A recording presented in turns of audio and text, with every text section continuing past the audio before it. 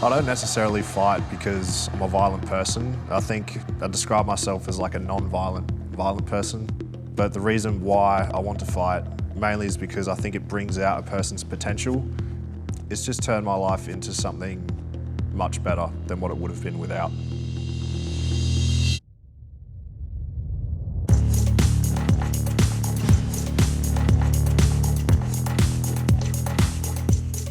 My name is Ethan Orr-Young. I'm an amateur fighter from Perth, Western Australia. I currently have a record of 3 wins with 1 draw. I train at the Barn, Balcatta and Scrappy MMA in Willerton. And I hope one day to be in the UFC and to become UFC welterweight champion. Perth is 100% my home. All my friends are here in Perth. All my team is here, my work is here. Like, this is where I belong, and I don't think I'd want to live my life anywhere else. When I was younger, definitely had a lot of frustration and just a lot of emotions going on that I maybe couldn't manage so well at the time. All the things that were happening when I was younger led me to starting fighting when I was about 15 years old. And it was just exactly the thing that I needed, just a place where I could be away from home, away from school. The gym was just my place, and so many of the things in my life have come as a result of fighting. Rowan has been my best friend, like a brother to me, for a really long time. Just started, and then I met Ethan through Wolves then, back in the day when we first were starting up. Got real close to him straight away. And we just became like best friends straight away. In less than a year of knowing each other, we were working, living and training together. You just meet someone who's kind of on the same path as you and your ambitions align, and as you can see the result that's come from since.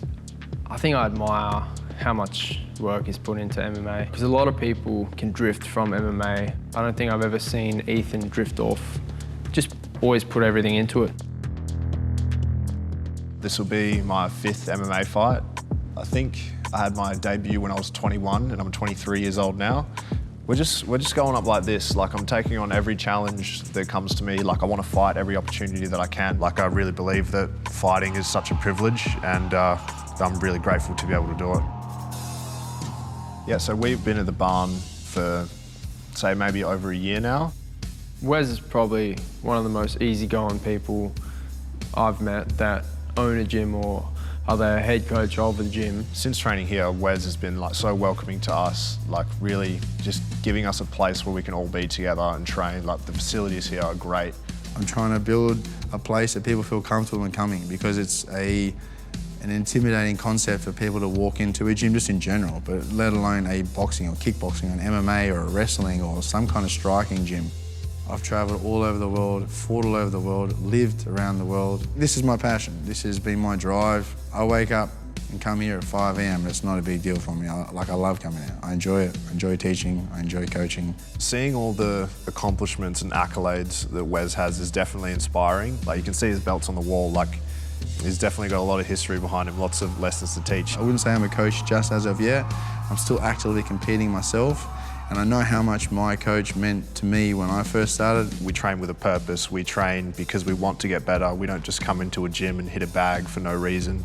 We're very smart and technical with the way we do our drills as a result from our coach, Danny. I think having Danny there makes everything so easy. Progress will be right around the corner with Danny around, you know? He's a lot of things. He's like a brother, a mentor, a coach. He's not just our coach in MMA, he's like a really close friend of mine. Yeah, I've seen him grow, develop, fight himself, then transition and go into coaching, and I've trained with him since he was essentially a kid. Always had, you know, a lot of respect for Danny, not for just how he has fought and competed in the past, but just how he conducts himself as a coach. You know, he prides himself on seeing his guys do well, and that should be what people are looking for. I honestly don't think Boulder, Ethan, Rusty, all them guys really appreciate how much shit Danny fucking does for him. He really cares. And that's a rarity, really a rarity. I wouldn't be in that cage without Danny, especially. He's done so much for all of us. He's so selfless, and while I'm fighting, I'll always have him by my side. I think MMA represents beautiful violence. It's not necessarily just two guys going in and, you know, beating each other bloody. You do that, there is that part of it, but there's also that show of respect after. So you might see two guys standing across from each other, mean mugging each other, but then once the fight's over, 99% of the time, they just have the absolute utmost respect for each other. And so to share the cage with someone who is as dedicated to the sport as I am, it's an honour. I'd tell them I look forward to fighting you. It's an honour to share the cage with you. Doing a sport like this, you really do need to get in touch with your faith. Through meeting certain people in my life, like such as Rowan and Danny, I've rebuilt my connection with Jesus Christ, and it plays a massive role in being the way I am and doing the things that I do. Whenever I fight, you know, I pray for God and His presence, and I can feel God's presence with me. I can feel, you know, that fire. MMA is like an anchor that holds me to my faith quite strongly. When I'm walking to the cage, I'm walking with God. On the road, on the way to training, I'm walking with God. I don't have a spiritual side. Whatever, man. Believe in whatever you want to believe in, just leave me out of it. And we can agree to disagree. A little bit more love would be nice. The biggest thing would be probably cutting weight. I've been doing it for so long, and it sucks. I'm just such a fatty at heart. You know what I mean? Like, there's a fat kid in this body that just wants to break out.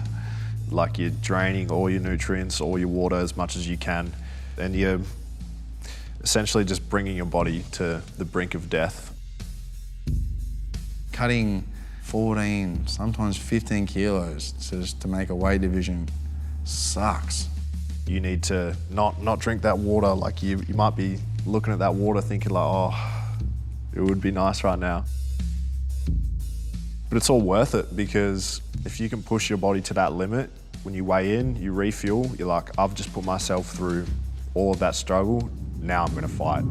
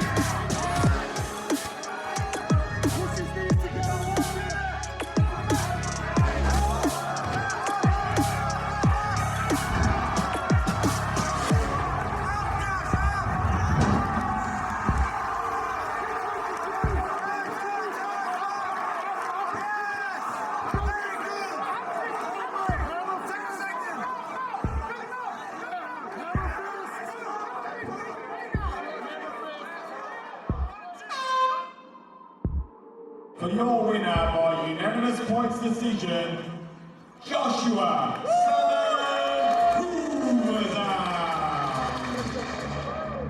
When the announcer was making the call, I didn't think I'd won the fight. I think Josh got the better of me. Maybe there was a bit of competition in the first and third round that could have been up for decision, but he definitely got the second round, and I'm not like frustrated or concerned with the result of the fight. Credit to him, he's done a great job, great fighter, great sportsman, showed lots of respect afterwards as well. He deserved to win that fight. Just the sheer amount of support that I've received from friends who are new and old, I just feel like I've got so many people behind me, barracking me.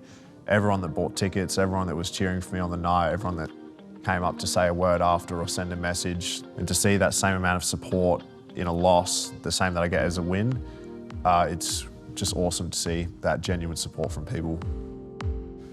It's not even a question if you ask me to keep fighting. It's like, if you ask me to keep fighting, it's like you ask me, do I want to keep breathing? Like, fighting is just like a core part of who I am. I'm going to go to training tomorrow. I'm going to go to work tomorrow. I'm just going to keep going no matter what. Like, just one night doesn't define who I am. It's just another step, another chapter in the journey.